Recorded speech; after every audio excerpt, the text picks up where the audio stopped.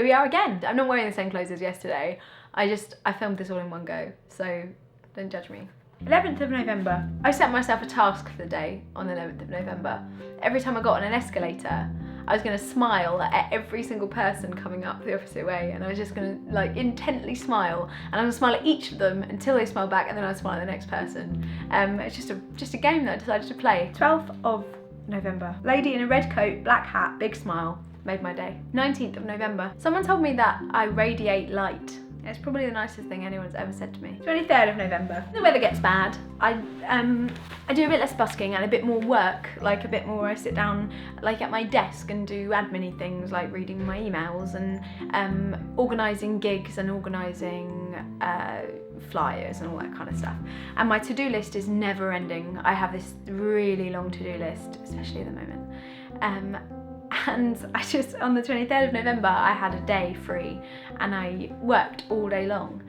And I got to the end of my to-do list and I like felt like a 6-year-old, but I got up from my chair and just span around in circles singing, I just don't know what to do with myself.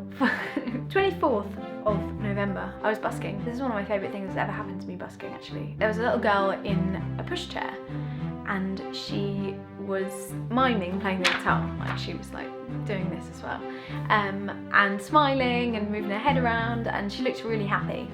And her parents looked down at her and then looked at each other and then like kissed. They were just really happy, like they just were sharing in a really happy moment together. And then the dad like kneeled down to the little girl and started speaking to her in sign language. They pushed the chair over and dropped some money in, and the parents thanked me quite a lot. Living with a disability, it comes with quite a lot of sorrow for the person with the disability and the people around.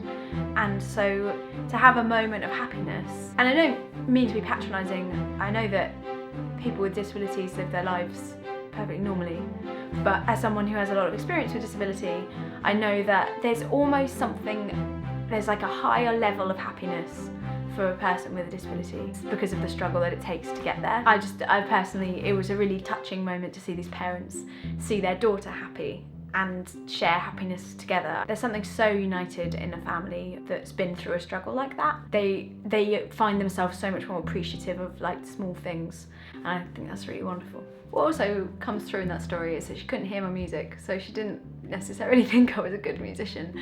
I like to think maybe that I put something out there more than the music that I'm making, and there's a spirit and a happiness that I'm emitting, and that's really cool. The same day, 24th of November, I met one of my favourite under 10 fan club members. Her name's Lillian, and she was super cute, and she was telling me that she had a pink phone and a pink guitar at home, and she was just adorable. 29th of November, Tia and Lauren sat down on the ground. These two teenagers, it was quite late on a Saturday night, I was busking, and they just made my day. 30th of November, there was a little boy who was like really interested in my guitar and coming up and like looking at it and trying to like touch it, and his mum being like, no, don't touch it. And so I got to the end of a song and he was still sort of close by, so I like got ready for the last chord, but I didn't play it, and then I kind of leant down so that he could, and I just said, just play the strings, and he played this chord, and it was like the end chord of the song. And so that's like a lovely moment, and it was like, that's like me being like, I'm such a lovely person, I let this little boy play the last chord of my song. But what was really great about it was that every single time I got to near the end of a song, he would run up, ready, just ready to play the chord again, play the last chord.